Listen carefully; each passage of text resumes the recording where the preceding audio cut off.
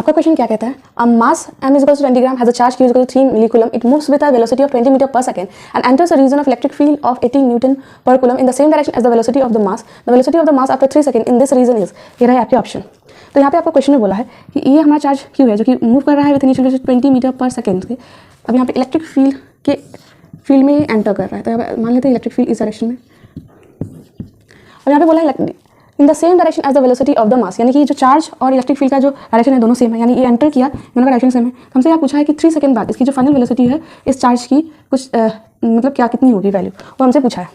तो यहाँ पे आप लोग इक्वेशन ऑफ मोशन का फॉर्मूला यूज़ करेंगे और तीनों में से कौन सा यूज़ करेंगे, that is v is equals to u plus at। यही क्यों यूज़ करेंगे, बिकॉज बाकी में दो में डिस्टेंस चाहिए हमें, जो कि यहाँ पे डिस्टेंस का कुछ रिलेशन हमें देखे नहीं रखा है, इसलिए हम इक्वेशन ऑफ मोशन में v is equals to u plus at वाला फॉर्मूला यूज़ करेंगे। यहाँ पे इनिशियल वेलोसिटी हमें 20 देके रखी हुई है, एक्सेलरेशन हमें फाइंड आउट करना है और टाइम की हमें देके रखा है आफ्टर 3 सेकंड। अब आप लोग को इलेक्ट्रिक फील्ड और फोर्स का रिलेशन पता है, formula that is electric field is equals to force divided by that is charge. यहाँ से हम कह सकते हैं therefore force is equals to QE। Q is charge, E is electric field, F is force. Force का relation एक और पता है आप लोग को, that is force is equals to mass into acceleration. तो हम इन दोनों इक्वेशन से कह सकते हैं कि mass into acceleration is equals to QE। तो यहाँ से हमें एक्सेलरेशन की वैल्यू मिल जाएगी that is QE divided by mass. अब हमें क्वेश्चन में चार्ज, इलेक्ट्रिक फील्ड और मास तीनों की वैल्यूज देख रखी है। यहाँ पे देख रखा है चार्ज 3 मिली कूलम, ये बात ध्यान में रखेंगे। मिली कूलम में देख रखा है तो कूलम में कन्वर्ट करेंगे तो 3 × 10 की पावर -3 होगा।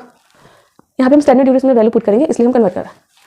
और यहाँ पे मास देके रखा है हमारा 20 ग्राम, तो इसको कन्वर्ट करेंगे दैट इज 20 × 10 की पावर -3 kg में आएगा।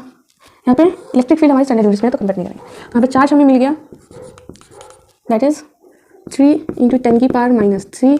इलेक्ट्रिक फील्ड हमारी 18 न्यूटन मीटर पर सेकंड देके रखी है और हमारी मास देके रखा है 20 × 10 की पावर -3। अब इस 10 की पावर -3 10 की पावर -3 कैंसिल होगा, ये 20 1 24 हो जाएगा, हमें निकलेगा 12 मीटर पर सेकेंड स्क्वायर हमारी एक्सेलरेशन यहाँ से निकल जाएगी।